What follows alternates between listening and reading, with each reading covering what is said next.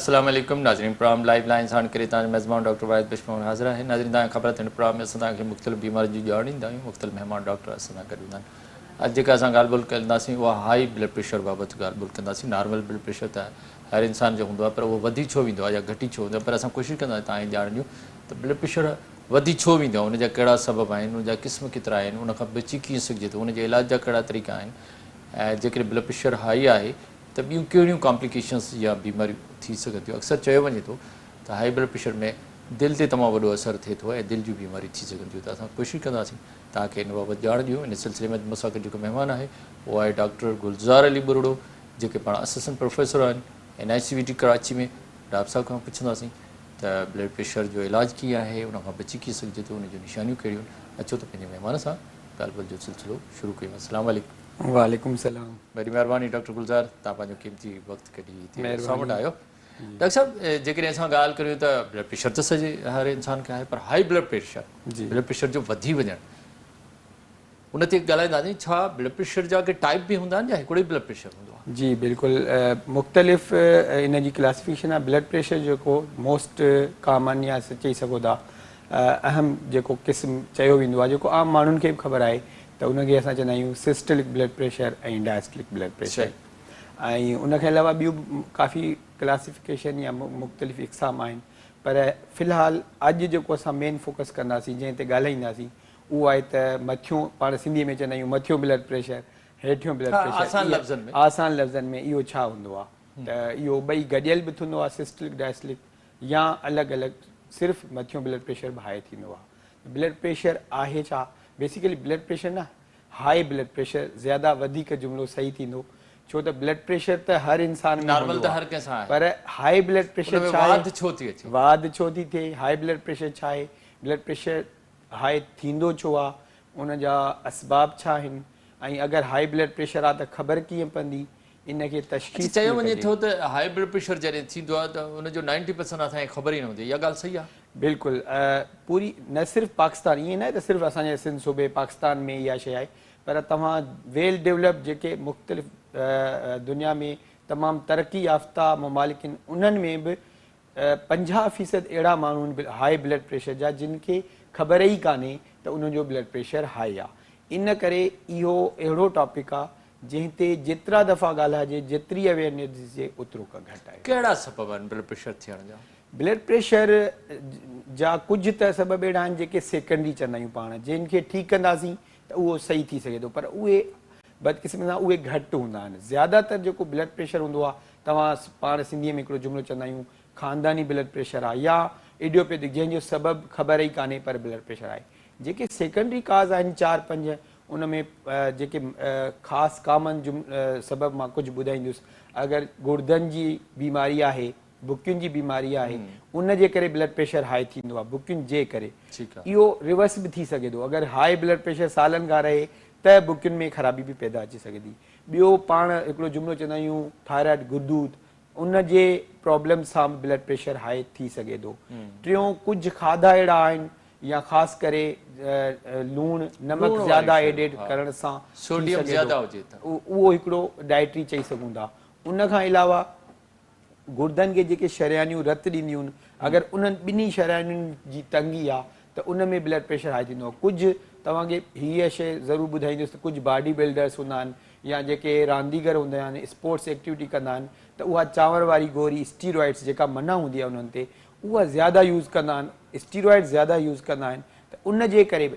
इहे सबब अहिड़ा आहिनि जेके असां अगरि प्राइमरी जंहिं वजह सां ब्लड प्रेशर हाई आहे उहो ठीकु कयूं त इहो ब्लड प्रेशर ठीकु थी सघे थो ठीकु आहे न अच्छा ब्लड प्रेशर जा घणा क़िस्म आहिनि हिकिड़ा उहे जिन जो को सबब ई ख़बर हुजे हिकिड़ा उहे जिन का सबब हुजे एसेंशियल ब्लड प्रेशर बि इन्हनि में शामिल आहे न एसेंशियल ब्लड प्रेशर इन में शामिल न आहे एसेंशियल ब्लड प्रेशर उहो ई आहे त उनखे तव्हांखे ट्रीट ई करिणो आहे एसेंशियल ब्लड प्रेशर खे तव्हांखे ब्लड प्रेशर ठीकु करिणो आहे उनखे डिपेंड थो करे त तव्हांजी ब्लड प्रेशर कहिड़ी स्टेज ते आहे सभ खां पहिरियां त मां थोरो इहो ॿुधाइणु ज़रूरु चाहींदुसि त ब्लड प्रेशर नॉर्मल केतिरो आहे नॉर्मल ब्लड प्रेशर खे छा चइबो 120 मथियों ब्लड प्रेशर ऐं 80 हेठियों ब्लड प्रेशर 120 खां घटि 80 खां घटि इहो नॉर्मल आहे 120 खां 139 मथियों ऐं 80 खां 89 हेठियों इहो चवंदा आहियूं पाण सिंधीअ में खणी चई सघूं था त इहे माण्हू रिस्क ते आहिनि या ब्लड प्रेशर जे क़रीब आहिनि, जीअं शुगर वारनि लाइ चयो पियो बाबा तूं शुगर जे वेझड़ो अची वियो आहीं, माना त केॾी हाई महिल नॉर्मल इन्हनि खे केॾी महिल इनखे blood हा pressure थी सघे थो, ओके। रिस्क ते आहिनि। ऐं 140 खां अगरि मथियो ब्लड प्रेशर मथे आहे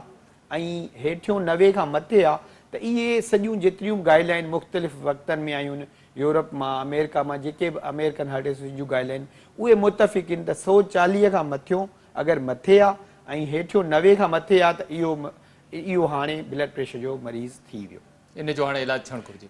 इलाजु अच्छा, थियणु तव्हां चओ खपे। त मथियूं ब्लड प्रेशर करे करे मथियूं हूंदो आहे पर हेठियूं नॉर्मल हूंदो आहे, हा, इनखे आइसोलेटेड, इहो छो? इनखे आइसोलेटेड ब्लड प्रेशर चइबो आहे। इहो ज़्यादातर ओल्ड एज में थींदो आहे, छो त उन्हनि जूं जेके शरीरियूं, थोरो मां इन खां पहिरियां हिकिड़ो ॿियो जुमिलो ज़रूरु एड कंदुसि त ब्लड प्रेशर आहे छा। तो इन में बसि हिकु ॿिनि लाइन में सम्झाइणु चाहींदुसि त दिलि जे अंदरि जेके पंपिंग सिस्टम खाना हूंदा आहिनि, जेको लेफ्ट साइड दिलि जो पंप लेफ्ट वेंट्रिकल हूंदी आहे, उहो जॾहिं पंप कंदी आहे त हिकिड़ी वॾी शरियान एओर्टा में ब्लड वेंदो आहे ऐं उहो एओर्टा पूरे जिस्म खे ब्लड सप्लाई कंदो आहे सवाइ फिफड़नि जे। त इहो जेको लेफ्ट वेंट्रिकल पंप कंदी आहे, जीअं मोटर पाइप में पंप कंदो आहे, अगरि पाइप खे तव्हां तंग कंदव त पाणी प्रेशर सां वेंदो हलियो आहे, या वरी अगरि मोटर जी स्पीड वधाईंदऊं त प्रेशर वधी वेंदो आहे। ईअं ई लेफ्ट वेंट्रिकल नॉर्मली जेको पंप कंदी आहे एओर्टा में ई पूरी शरीरुनि में ब्लड प्रेशर, ख़ासि करे हिन ब्रेकियल आर्टरी में जेको असां ब्लड प्रेशर चेक कंदा आहियूं, उन जी नॉर्मल रेंज मथे ब्लड प्रेशर जी 120 ऐं 80 हुजणु खपे। अगरि इहा 140 खां मथे थी वञे या हेठियों 80 खां वधी थो वञे त इनखे असां चवंदा आहियूं हाई ब्लड प्रेशर। पोइ उन में या त दिलि ज़ोर ज़ोर सां पंप करे या शरियान तंग थिए। त जेको तव्हांजो सुवालु त आइसोलेटेड सिस्टिक ब्लड प्रेशर ज़्यादातर जिन जी शरियानुनि में जेको कंप्लाइंस, जीअं पाण चवंदा आहियूं रबड़, नॉर्मली जेके शरियानियूं हुजनि उहे थोरियूं इलास्टिक हुजनि, जॾहिं लेफ्ट वेंट्रिकल पंप कंदी आहे, दिलि पंप कंदी आहे त हू वेसल थोरो स्ट्रेच थींदियूं आहिनि ऐं उहे पोइ कॉन्टेक्ट स्ट्रेच थींदियूं रहंदियूं आहिनि, जंहिंजे करे हेठियों ब्लड प्रेशर मेंटेन रहंदो आहे। ऐं मथियों ब्लड प्रेशर छा आहे, जॾहिं दिलि पंप कंदी आहे ऐं फोर्स सां ब्लड वेंदो आहे त उहो मथियों ब्लड, इहो नॉर्मल हुजणु खपे कंहिं इंसान जो 120 ऐं 80। अगरि दिलि पंप ज़्यादा करे कंहिं प्रेशर जे करे या कंहिं सबब जे करे या शरियान जी इलास्टिसिटी ख़तमु थी वञे त पोइ इहो प्रेशर ज़्यादातर सिस्टलिक ब्लड प्रेशर वञो आहे। ऐं जेको हेठियों डायस्टलिक, हेठियों ब्लड प्रेशर सिर्फ़ु वधियल हूंदो आहे, उहो यंग एज वारनि जो हूंदो आहे, जेके थोरा ओबीज़ हूंदा आहिनि, वेस्ट लेवल ते मोटापा। अच्छा, जेकॾहिं सिर्फ़ु मथियूं ब्लड प्रेशर वधियल हुजे त पोइ हुनजो इलाजु थियणु घुरिजे? बिल्कुलु, चाहे सिर्फ़ु मथियों ब्लड प्रेशर वधियल आहे या ॿई ब्लड प्रेशर वधियल आहिनि, अगरि के इहे 140 खां मथियों ऐं हेठियों, त इनखे ट्रीट करणु ज़रूरी आहे। अगरि हाई नॉर्मल स्टेज ते आहे त उन में लाइफ स्टाइल, खाधे में बदिलाव, वर्जिश करणु, सुठा खाधा खाइणु, हेल्दी डाइट खाइणु, उन सां बि कंट्रोल थी सघे थो। अच्छा, ॿारनि में ब्लड प्रेशर थी सघे थो? बिल्कुलु, ॿारनि में कुझु सिलेक्टेड ॿार हूंदा आहिनि जिन में ब्लड प्रेशर हाई हूंदो आहे, पर ॿारनि में जेको ब्लड प्रेशर हूंदो आहे, जीअं मूं पहिरियां ॿुधायो, त उन में ज़्यादातर सेकेंडरी काज़ हूंदो आहे, माना कंहिं ॿी बीमारीअ जे करे ब्लड प्रेशर हाई थींदो आहे। अदरवाइज़ जेको असां इसेंशियल हाइपरटेंशन चवंदा आहियूं या ख़ानदानी, उहो वॾनि में ई थींदो आहे। अच्छा, वॾनि में। अच्छा, कुझु अहिड़ा नौजवान तव्हां वटि ईंदा आहिनि जिन खे को ख़बर न हूंदी आहे, को बीमारी कोन्हे, सिहतमंद ठीकु ठाक कमु बि कनि, पर ब्लड प्रेशर वधियो पियो आहे, छा इहो उन्हनि जो हार्मोन जो को मसइलो आहे या गुस्सो ज़्यादा आहे, छा आहे? मां जीअं पहिरियां ॿुधायो त कुझु त सेकेंडरी काज़ आहिनि, उन्हनि खे छॾे करे को बि काज़ न आहे, ज़्यादातर काज़ अगरि न आहे त उन्हनि जे ख़ानदान में अगरि उन्हनि जे ॿ बिरादर वॾनि या फादर या फस्ट कज़न या अंकल्स में ब्लड प्रेशर आहे त इनखे चइबो आहे ख़ानदानी ब्लड प्रेशर, फेमिलियल हाइपरटेंशन। त उन में यंग एज में ब्लड प्रेशर हाई थींदो आहे। ऐं अगरि उन्हनि जे खाने में पहिरियां ई 2-3 माण्हू ब्लड प्रेशर जा मरीज़ आहिनि जिन जी एज यंग हुई, त उन्हनि खे ज़रूरु वञी पंहिंजो ब्लड प्रेशर चेक करणु खपे, छो त उन्हनि में ज़्यादा चांस आहे बनिस्बत जंहिंजे खानदान में ब्लड प्रेशर जी बीमारी न आहे। त पोइ अहिड़ा जेके जिन खे को बि रीज़न कोन्हे ब्लड प्रेशर आहे, त इन ब्लड प्रेशर जो बि इलाजु थियणु घुरिजे? बिल्कुलु, अगरि उन जी लेवल हिकिड़ी मथे, छो त अगरि ब्लड प्रेशर, जीअं मूं पहिरियां तव्हांखे एक्सप्लेन कयो, त अगरि प्रेशर ज़्यादा हूंदो त जेके बि शरियानूं जंहिं उज़वनि खे रत पहुचाईंदियूं, दिमाग़ थियो, गुर्दा थिया, दिलि थी, अखि थियो, जिते बि हुजनि उते प्रेशर सां रत वेंदो। जॾहिं प्रेशर सां रत हिकिड़े ज़्यादा अरसे ताईं, सालनि ताईं वेंदो त उन्हनि उज़वनि खे डैमेज थींदो आहे। मिसाल, अगरि ब्लड प्रेशर हाई 5-8 सालनि खां रहे थो त गुर्दनि जे फेल थियण जो सबबु थी सघे थो ब्लड प्रेशर, दिलि जे हार्ट अटैक थियण जो थी सघे थो, दिलि जे पठनि जे कमज़ोर, दिलि फेल थियण जो सबबु थी सघे थो, इवन जेका नज़र कमज़ोर थी वेंदी आहे, छो त दिलि नज़र खे बि जेका शरियान हूंदी आहे उहा अगरि प्रेशर सां उते ब्लड वेंदो त नज़र घटि थी सघे थी, फालिज थी सघे थो, जेको हाई ब्लड प्रेशर जे करे दिमाग़ जी शरियान फाटंदी आहे ऐं फालिज थींदो आहे, उहो बि हाई ब्लड प्रेशर जे करे थिए थो। अच्छा, जेकॾहिं कंहिंखे ब्लड प्रेशर आहे त छा का हुनजी अहिड़ी साइन सिम्टम आहे जो मरीज़ अची कंप्लेन करे या उन मरीज़ खे ख़बर न हूंदी? इहो तव्हां बेड लक चओ, बदनसीबी चओ या जेको चओ, त ख़ासि करे ब्लड प्रेशर हाई अक्सर का तकलीफ़ न हूंदी आहे। ब्लड प्रेशर अंदरि ई अंदरि हाई हूंदो आहे ऐं तव्हां इन लाइ माण्हू ब्लड प्रेशर जी दवाई न खणण जो हिकिड़ो मेन रीज़न इहो हूंदो आहे, असां सां अची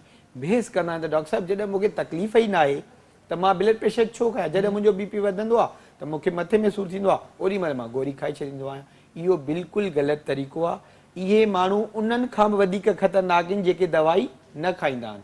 जेके कुझु माण्हू दवाई खाई कुझु वक़्तु खाई वरी छॾींदा आहिनि, वरी कुझु वक़्तु खाई छॾींदा आहिनि, जेको ब्लड प्रेशर मथे हेठि थींदो रहंदो आहे, इहे इन में ज़्यादा ख़तरो आहे फालिज थियण जो, गुर्दन फेल थियण जो, हार्ट अटैक थियण जो, बीनाई नज़र वञण जो।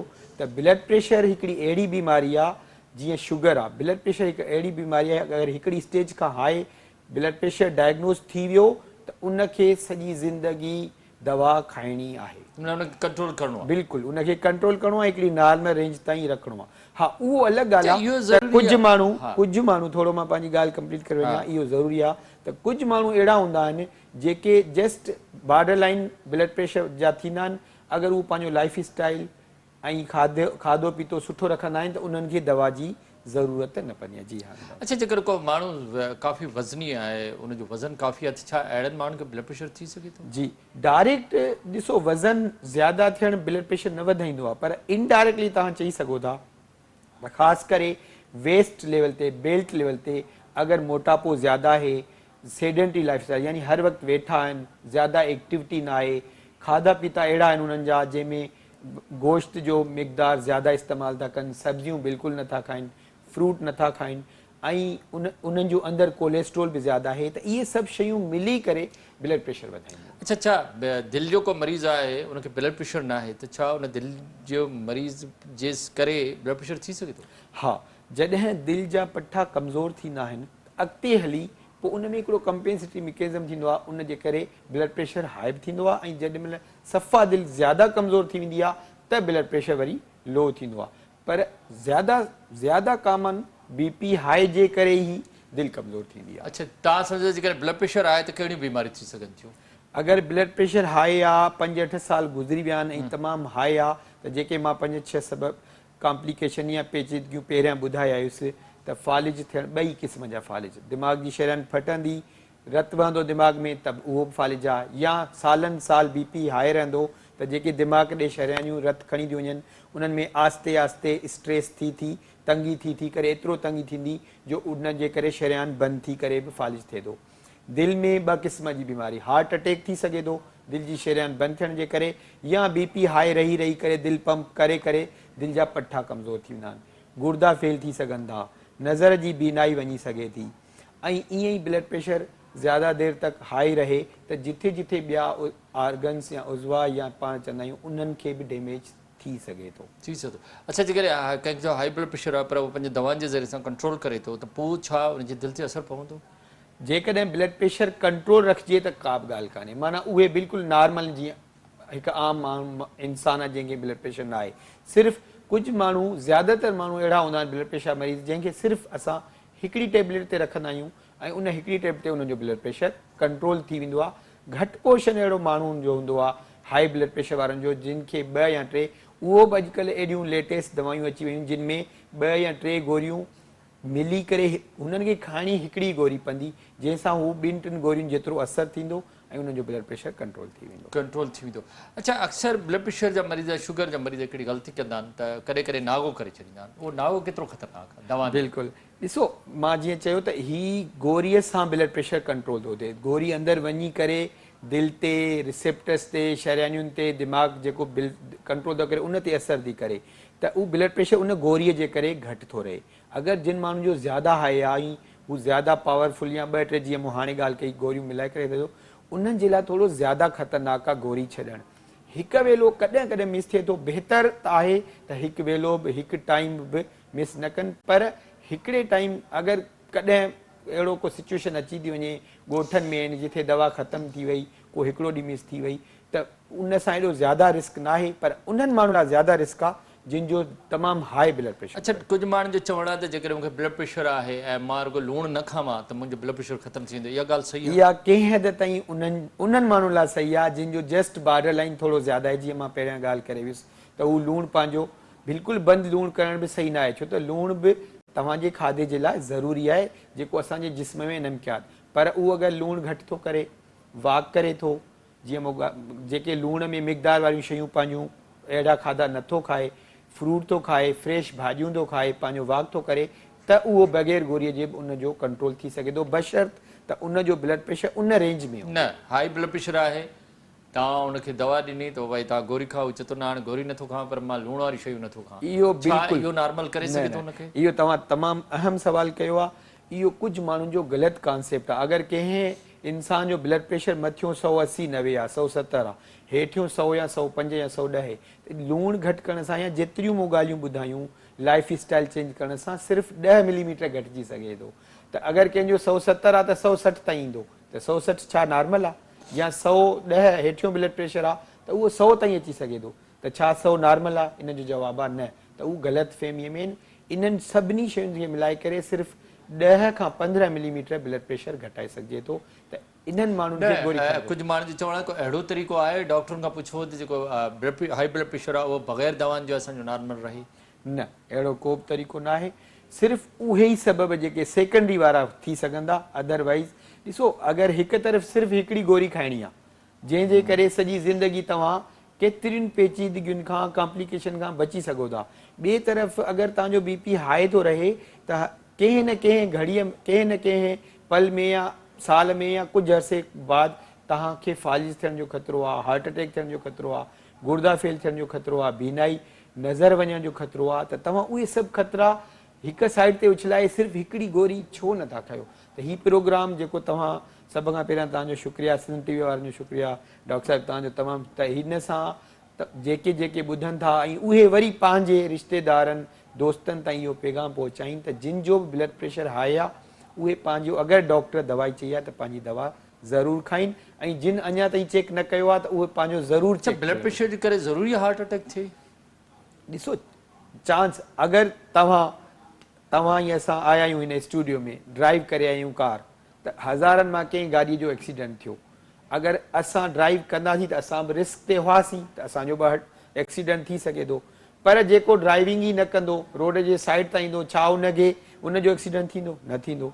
त जेकॾहिं ब्लड प्रेशर हाई आहे त इन में चांस आहे, ज़रूरी न आहे हर मरीज़ खे हार्ट अटैक थी सघे थो, कंहिंखे हार्ट अटैक थिए, कंहिंखे फालिज थियण जो ख़तरो आहे, कंहिंजे गुर्दनि फेल जो, पर जे 5-8 साल ब्लड प्रेशर हाई आहे त कुझु न कुझु इन्हनि 5-6 मां को न को सबबु थी सघे थो। छा चवंदा त ब्लड प्रेशर ई सिर्फ़ु हार्ट अटैक जो सबबु आहे या ॿिया बि के सबब आहिनि दिलि जी बीमारियुनि जा? ॾिसो हार्ट अटैक जा त ॿिया बि खोड़ सबबु आहिनि पर हीउ वाहिद अहिड़ो सबबु आहे जंहिंखे अगरि असां कंट्रोल कयूं त असां हार्ट अटैक खां बची सघूं था, दिलि फेल खां, गुर्दनि फेल खां उन खां बची सघूं। अच्छा, छा तव्हां सम्झो कोलेस्ट्रॉल लेवल जेकॾहिं वधी वञे, जेकॾहिं असांजी शरीरनि में चर्बी ॼमणु शुरू थी वञे, छा उहा बि ब्लड प्रेशर जो सबबु थी सघे? बिल्कुलु, जीअं ब्लड प्रेशर हिकिड़ो सबबु आहे ईअं कोलेस्ट्रॉल जो तमामु हाई अगरि मिक़दार आहे, ट्राइग्लाइसराइड जो उहो बि हिकिड़ो कोलेस्ट्रॉल जो क़िस्म आहे, हाई मिक़दार आहे, या जेके शुगर जा मरीज़ आहिनि उन्हनि जी शुगर ज़्यादा हाई आहे, या जेके तव्हां ॻाल्हि कई मोटापो बेल्ट लेवल ते मोटापो ज़्यादा आहे, हर वक़्तु वेठा आहिनि, या उहे माण्हू जेके रेड मीट सिर्फ़ु गोश्त था खाइनि, इहे सभु उहे मरीज़ आहिनि जिन खे हार्ट अटैक थियण जो ख़तरो आहे। त सिर्फ़ु ब्लड प्रेशर न पर जेके मां नाला वठी मुंहिंजो इहो सुवालु न हो, मुंहिंजो सुवालु इहो आहे त जेकॾहिं कंहिंखे कोलेस्ट्रॉल लेवल वधियल आहे, तव्हां सम्झो हुननि जी शरीरनि में ॼमियल आहे, त छा उहो ब्लड प्रेशर जो सबबु बि थी सघे थो, वधाए सघे थो? ॾिसो वाइस वर्सा चई सघूं था, इन लाइ थी सघे थो त जेकॾहिं शरियानुनि में वञी सुकड़ी कंदा, जीअं मूं मोटर ऐं पाइप जो मिसाल ॾिनो, प्रेशर वधंदो, त इन करे तव्हां कोलेस्ट्रॉल घटाईंदो त न रुॻी हार्ट अटैक खां बची सघो था पर तव्हांजो ब्लड प्रेशर खां बची सघो था। बिल्कुलु ॾाढो सुठो। डॉक्टर साहिबु तव्हां सां ॻाल्हियुनि जो सिलसिलो जारी वक़्तु थियो हिकिड़े नंढे वक़्फ़े जो, नाज़रीन वठूं था हिकिड़ो नंढो वक़्तु।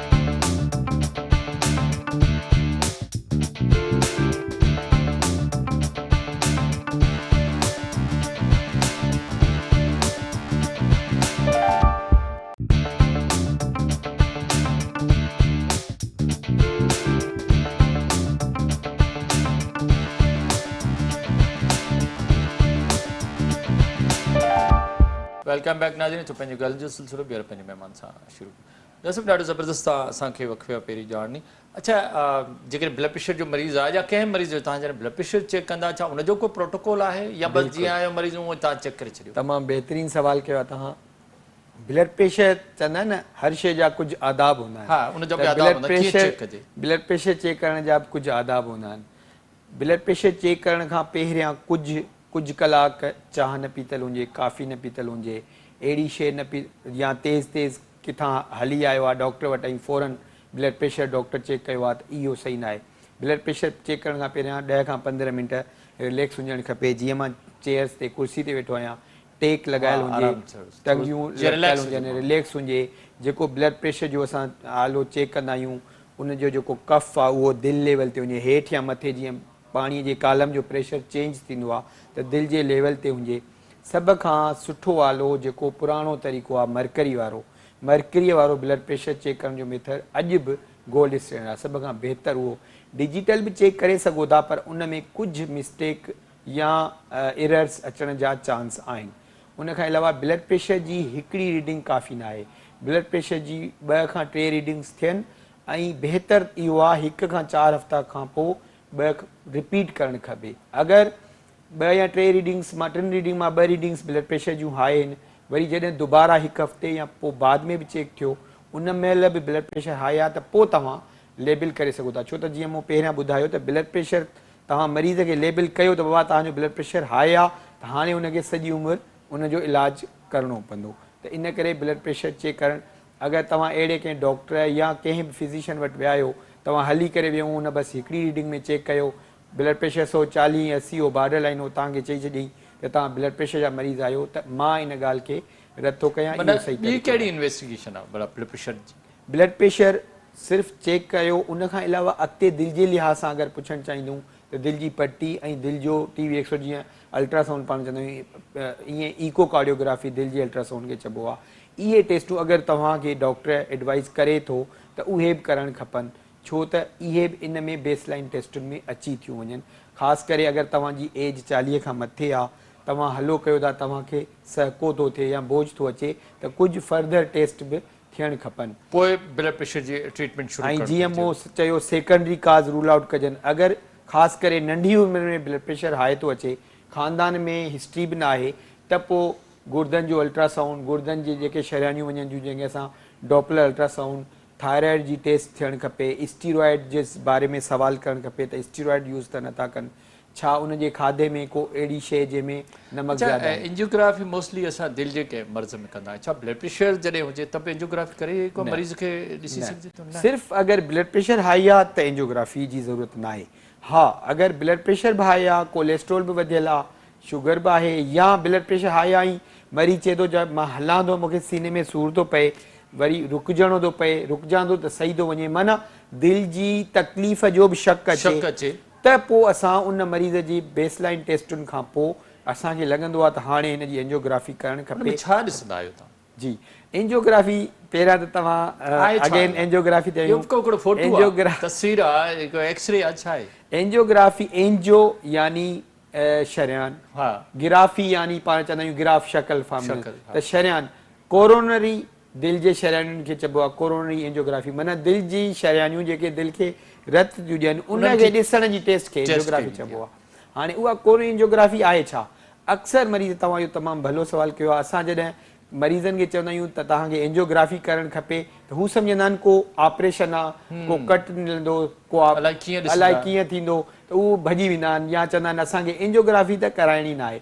त मां उन्हनि खे बि इहो ख़ासि करे जिन खे न आहे ख़बर, हिन वीडियो जे तसलसल सां तव्हांजे चैनल जे तसलसल सां ॿुधाइणु चाहींदुसि त एंजियोग्राफी हिकु टेस्ट आहे दिलि जे शरियान खे ॾिसण जे लाइ। हिन में को काटो पीटो न ॾिबो आहे। हिन हथ जी शरियान में सिंपल हिकिड़ो कैनुला हणंदा आहियूं, उहो बि सुन करे, तमामु नंढी सुई करे सुन करे कैनुला हणंदा आहियूं। एतिरी तकलीफ़ थींदी आहे जीअं तव्हां कॾहिं ड्रिप हणाई हूंदी ऐं कैनुला हणंदो, बसि पोइ उनजे दवा ॾेई मशीन डिफरेंट एंगल सां ईंदी आहे, जेका दिलि जे शरियानुनि खे साम्हूं टीवीअ ते रिकॉर्ड थी वेंदो आहे, ऐं ॿुधाईंदा आहियूं त तव्हांजी दिलि जूं शरियानियूं नॉर्मल आहिनि। अच्छा, इते हिकिड़ो ॿियो जुमिलो मां ज़रूरु एड कंदुसि। अक्सर हिकिड़ो ग़लति कॉन्सेप्ट आहे आम, बल्कि डॉक्टर, कुझु असांजा डॉक्टर बि चई छॾींदा आहिनि बाबा तुंहिंजे दिलि जे 3 वालनि में बीमारी आहे, ॿिनि वालनि में बीमारी आहे, इहे वाल बिल्कुलु न आहिनि। इहे दिलि जूं शरियानियूं जेके दिलि खे रत थियूं ॾियनि उन्हनि जी तंगी थींदी आहे। थोरी तंगी हूंदी आहे त दवाउनि ते हलाईंदा आहियूं। 70 खां 99% तंगी आहे ऐं एतिरी आहे जो असां स्टेंड करे सघूं था त ईअं ई एंजियोग्राफीअ वांगुरु असां एंजियोप्लास्टी कंदा आहियूं, उहा तंगी खोलींदा आहियूं। या कुझु मरीज़ अहिड़ा हूंदा आहिनि जिन में टिनी शरियानियुनि में अहिड़ी जाइ ते तंगी आहे जिथे स्टेंट असां एंजियोप्लास्टी नथा कयूं त पोइ उन्हनि खे बाईपास लाइ मोकिलींदा आहियूं।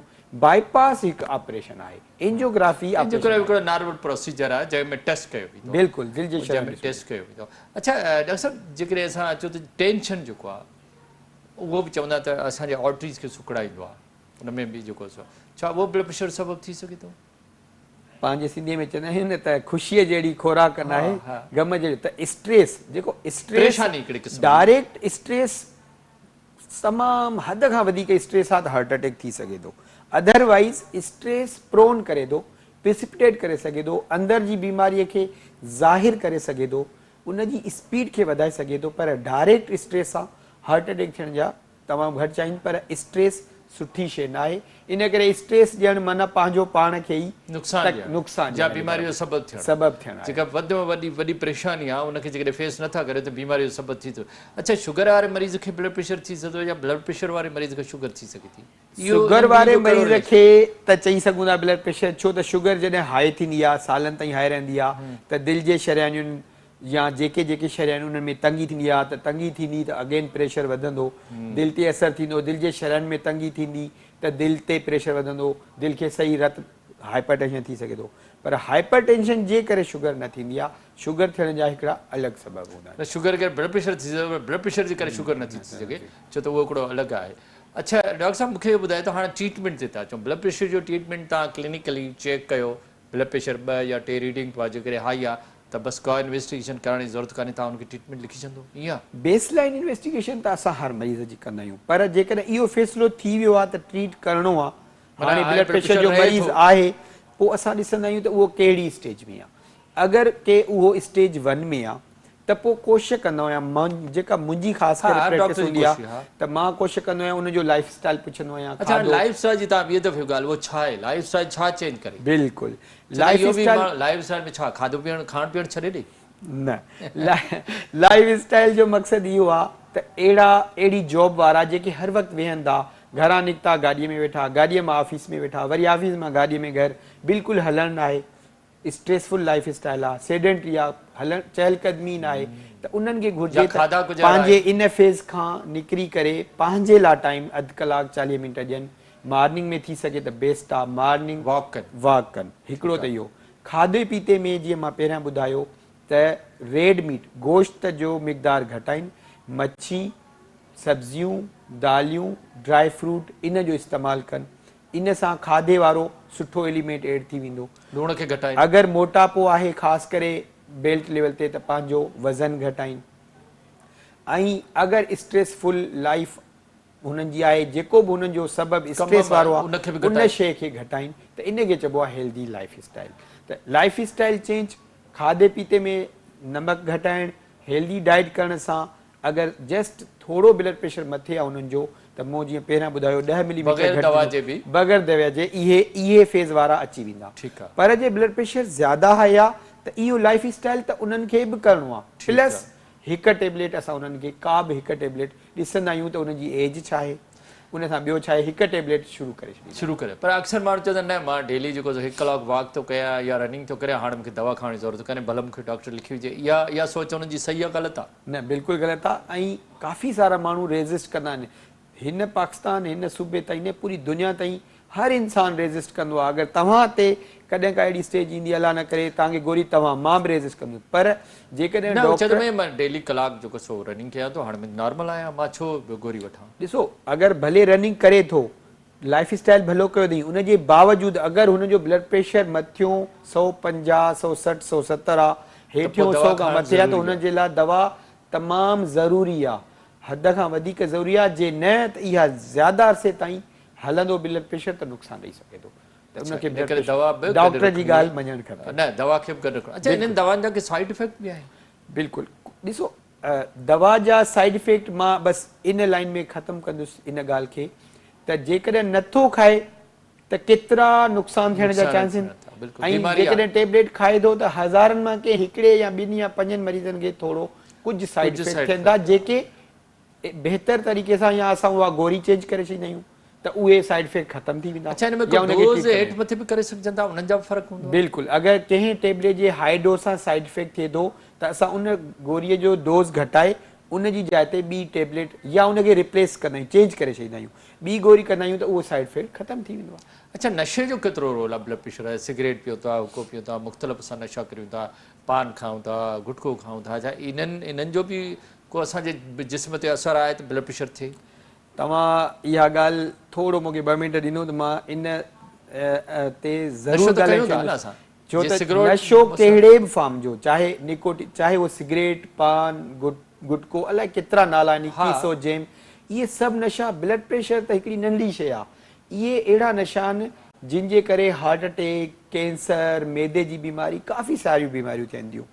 तव्हां यकीन कंदो, अगरि 35 सालनि खां नंढा जेके बि यंग छोकिरा असां वटि हार्ट अटैक लाइ ईंदा आहिनि NICUD हा, कराची यंग में, में बि अॼुकल्ह हार्ट जेके अटैक मूं थिए पियो। पंहिंजे केरे जे 10 सालनि में यंग एज ॾिठा आहिनि, उन्हनि में 90% तव्हां यकीन कंदो उहे माण्हू हूंदा आहिनि जेके को न को नशो कंदा आहिनि। यंग एज में blood pressure, heart attack, angina, अंदरि एंजियोग्राफी कंदा आहियूं, दिलि जूं शरयनियूं उन्हनि जूं काफ़ी सुकड़ियल, उहे सिर्फ़ु या सिगरेट स्मोकर हूंदा, पती वारो पान खाइण वारा हूंदा, जेम, 2100, इहे जेके बि नशे खाइण वारा आहिनि, जी जेको बि वीडियो ॾिसनि था, न रुॻी पाण न त ख़तमु इहे कनि पर नशे सां छा इन जो दिलि जी शरियानि ते असरु पवे थो? बिल्कुलु, तव्हां दिलि जूं शरयनियूं था चओ, मां इहो थो चवां, असां बल्कि बुक्स में पढ़ियो आहे, स्टडीज़ में साबित थियल आहे हा। त वार खां वठी नह जे चोटीअ ताईं को बि जिस्म जो अहिड़ो हिसो न आहे जंहिं ते बुरो असरु नथो थिए, नशे जो माना इहो बुरो असरु आहे। बेड असरु नथो थिए।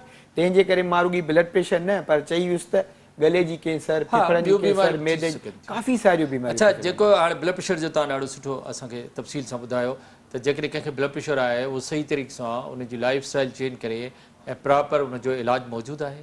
बिल्कुलु, ब्लड प्रेशर हिकु अहिड़ी बीमारी आहे जेका ईअं सम्झो बीमारी न आहे, अगरि के हू डॉक्टर जी हिदायत ते पंहिंजो लाइफ स्टाइल खाधो पीतो ऐं हिकु टेबलेट वारो हिकिड़ी टेबलेट पंहिंजी रूटीन सम्झे त बसि इहा हिकु टेबलेट मूंखे डेली खाइणी त आहे, नॉर्मल ज़िंदगी बिल्कुलु माना नॉर्मल ब्लड आहे, प्रेशर वारे माण्हुनि खे परेशान थियण जी ज़रूरत कोन्हे, जेकॾहिं बिल्कुलु उहो तरीक़े परेशान सां थियण जी इलाजु ॻाल्हि, कराइनि था बिल्कुलु परेशान थियण जी ॻाल्हि ऐं कान्हे, नॉर्मल ज़िंदगी तमामु गुज़रे थी। आसान लेटेस्ट दौर आहे, लेटेस्ट दवाऊं आयूं आहिनि, कंप्लीटली ब्लड प्रेशर कंट्रोल थी थो वञे, सिर्फ़ु पंहिंजे डॉक्टर जे चवण जे मुताबिक़ हलनि, हा, बसि मतिलबु उन में का लापरवाही न कनि। लापरवाही न कनि। ॾाढो सुठो डॉक्टर गुलज़ार, मैसेज छा हूंदो पैगाम तव्हांजो? पैगाम पंहिंजो बसि मुंहिंजो पैगाम इहो हूंदो त तव्हांजे ज़िंदगीअ में जेको बि डॉक्टर कहिड़े बि स्टेज जो कहिड़ो बि आहे, डॉक्टर ते ईअं यकीन कयो जीअं तव्हां पंहिंजे माउ पीउ ते यकीन कयो आहे, छो त डॉक्टर तव्हां लाइ तव्हांजे माउ पीउ खां बि वधीक सिंसियर हूंदो आहे, सचो हूंदो आहे, ऐं उन जे चवण ते हलण सां तव्हांखे फ़ाइदो ई थींदो। ऐं जेकॾहिं तव्हांखे जेको सुठो पैगाम मिले, इहो मां ज़रूरु पंहिंजो जुमिलो एड कंदो आहियां हमेशह, त जेको सुठो पैगाम लॻे उनखे फैलायो, तव्हां पखेड़ियो, ताकी न सिर्फ़ु तव्हां उन मां फ़ाइदो हासिलु कयो पर ॿियनि ताईं वञे त उनजो सवाबु बि तव्हांखे मिलंदो। वॾी महिरबानी डॉक्टर गुलज़ार, तव्हां असां वटि आयो, तव्हांजी वॾी महिरबानी। नाज़रीन, असांजे मौजूदु महिमान डॉक्टर गुलज़ार अली बुरुड़ो असां सां गॾु, असिस्टेंट प्रोफेसर NICVD। ॾाढी ज़बरदस्त ॻाल्हि कई, ब्लड प्रेशर जे बारे में असांखे ॾाढी सुठी ॼाण ॾिनी, पर ॾाढी ज़बरदस्त ॻाल्हि कई त पाण ते बि एतमाद कयो ऐं पंहिंजे डॉक्टर ते बि एतमाद कयो, ऐं डॉक्टर जेके बि तव्हांखे सुठी ॻाल्हि ॿुधाए उहा उन ते पाण बि अमल करियो, बल्कि ॿियनि खे बि का सुठी ॻाल्हि ॿुधायो, उन मां तव्हांखे ऐं माशरे खे फ़ाइदो आहे। डॉक्टर साहिब जिन्हनि ॻाल्हियुनि ते असां अमल कयो त असां बहितरीन सुठी ज़िंदगी गुज़ारे सघूं था। इन ते प्रोग्राम लाइफ लाइन जो वक़्तु पूरो थियो। पंहिंजे मेज़बान डॉक्टर वाहिद बशमोर खे इजाज़त ॾींदा। अल्लाह हाफ़िज़।